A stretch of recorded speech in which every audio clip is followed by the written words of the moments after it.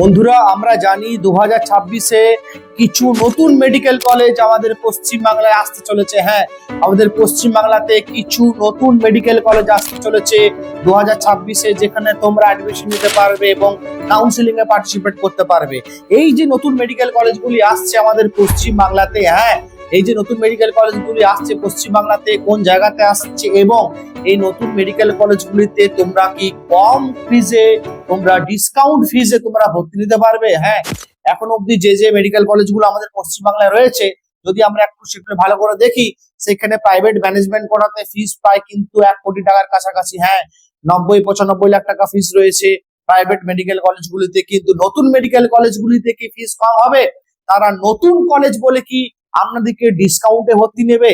এইটাই হচ্ছে কোশ্চেন আজকের ডেটে প্রত্যেকটা স্টুডেন্টের এবং গার্জেনের মাথায়, যে হয়তো নতুন মেডিকেল কলেজ তাই আপনাকে ডিসকাউন্টে ভর্তি দিতে পারলো, বা নতুন মেডিকেল কলেজ তাদের তো সিট যদি না ফিল আপ হয় তাহলে আপনাকে হয়তো ডিসকাউন্টে ভর্তি দিয়ে দিতে পারে। এটা হয়তো আপনারা ভাবনা চিন্তা করছেন এবং আপনারা তার জন্য অপেক্ষা করে বসে আছেন, তাই তো?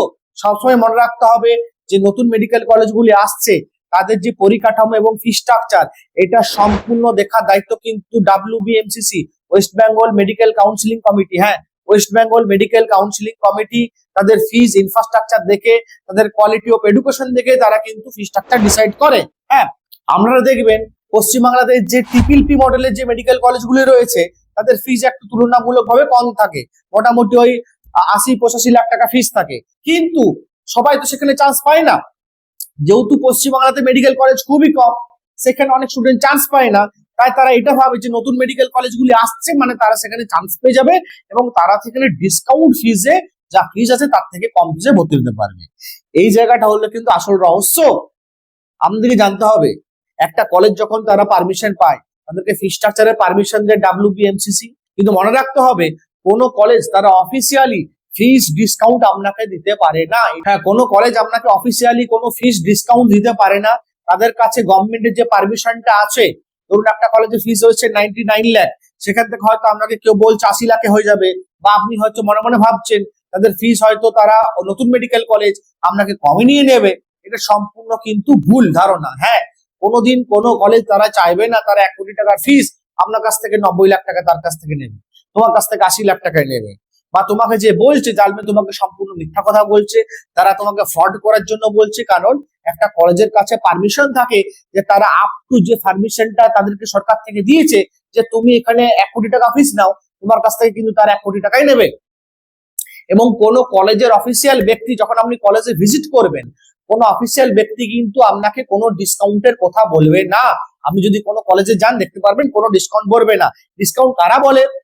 কোনো থার্ড পার্টি এজেন্ট, কোনো কনসালটেন্সি।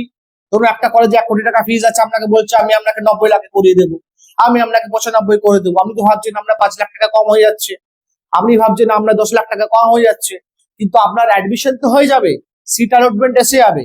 কিন্তু অ্যালটমেন্ট হওয়ার পর যখন আপনি কলেজে যাবেন, কলেজের কাছে রাইট আছে আপনার কাছে 1 কোটি টাকা যে ফিস, সেই ফিসটা নেওয়ার। আপনি কিচ্ছু করতে পারবেন না, কেন? আপনার কাছে কোনো লিখিত ডকুমেন্ট নেই যে আপনাকে ফিজে তাকে ডিসকাউন্ট দিয়েছে। কলেজের প্যাডে, কলেজের প্যাডে কি কোনো আপনার কাছে কি লিখিত প্রমাণ আছে যে হ্যাঁ আমার কাছে ফিস আছে 1 কোটি টাকা, আমি আপনাকে 10 লাখ টাকা ডিসকাউন্ট দিলাম? কলেজ থেকে তো কোনো ব্যক্তি দেয়নি, আপনাকে থার্ড পার্টি কোনো কনসালটেন্সি বলেছে। জানবেন আপনার সাথে পুরোটা ফ্রড হয়েছে। তাই এটা কিন্তু ভাবনা চিন্তা নিয়ে নামতে হবে যে যা ফিস, সে ফিসটা আলটিমেট কিন্তু আপনাদেরকে দিতেই হবে, আজ না হলে কাল, না হলে 4 বছর পর। কলেজের কোনো ব্যক্তি, যখন আপনি কলেজে যাচ্ছেন, কলেজের চেয়ারে বসে কিন্তু কোনো ব্যক্তি আপনাকে মেডিকেল MBBS রিলেটেড অন্তত আপনাকে ডিসকাউন্ট বলবে না। কারণ তাদেরকে বলার কোনো রাইট নেই, কারণ গভর্নমেন্ট থেকে তাদেরকে ফিস ডিসাইড করে দিয়েছে। সেই ফিসের বাইরে তারা এক্সট্রা বা কম তারা কিন্তু নিতে পারে না। দেখুন বন্ধুরা, প্রত্যেকটা স্টুডেন্ট এবং গার্জেন চায় কিছু ফিস তারা সেভ করতে, কিছু ডিসকাউন্ট নিতে। কারণ একটা MBBS পড়তে গেলে তো আমরা জানি কোটি কোটি টাকার খেলা। যদি তার কাছ থেকে 5 লাখ টাকা কম হয়, 10 লাখ টাকা কম হয়, তাহলে আপনাদের জন্য ভালো হবে, এই আশায় আপনারা যান। কিন্তু সত্যটা সবসময় জানা দরকার। আর আমাদের এডুয়ার্ড গুরু চ্যানেলের এটাই কাজ, আমাদের সামনে সত্য জিনিসটা তুলে ধরা। মার্কেটে যেসব রয়েছে ফ্রড, স্ক্যামার, তাদের হাত থেকে আপনাদেরকে সেভ করা। এডুয়ার্ড গুরু সম্পূর্ণ এটাই কাজ। তাই ভর্তি নেওয়ার আগে সম্পূর্ণ তথ্য জেনে নিন এবং কোনো কলেজের অথেন্টিক ফি স্ট্রাকচার জানতে হলে আমরা স্ক্রিনের মধ্যে হেল্পলাইন নাম্বার দিয়ে দিচ্ছি, আমাদের এক্সপার্ট টিমের সাথে যোগাযোগ করে আলোচনা করতে পারেন।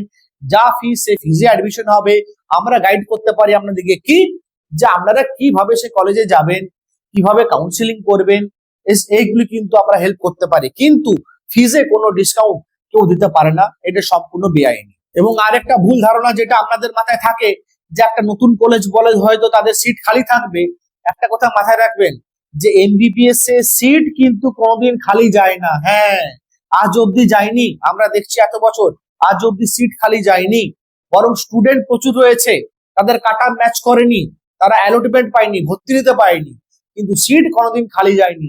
তাই এই ধারণাটা মাথায় থেকে দূর করে দিন। নতুন মেডিকেল কলেজে যদি সিট খালি থাকে আপনাদের হয়তো শেষে কমে নিয়ে নেবে, কারণ এটা কোনোদিনই হতে পারে না, কারণ সম্পূর্ণ কাউন্সিলিংটা হচ্ছে অনলাইনে।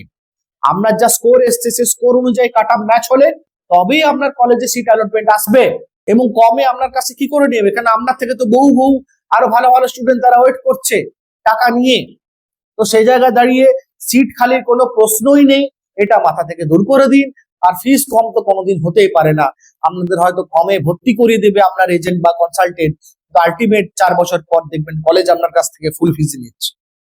তা এই জিনিসগুলো জেনে পর ভর্তি নিন, আপনারাও ঠেকবেন না, আপনারাও সৎভাবে ভর্তি দিতে পারবেন। এবং আমাদের কাজ আপনাদেরকে সঠিকভাবে গাইড করা। যদি ভিডিওটা ভালো লাগে লাইক করুন, কমেন্ট করুন এবং প্রত্যেকটা বন্ধুর সাথে শেয়ার করুন। আপনাদেরকে অনেক অনেক ধন্যবাদ ভিডিওটা দেখার জন্য। আগামী ভিডিওতে আবার দেখা হবে।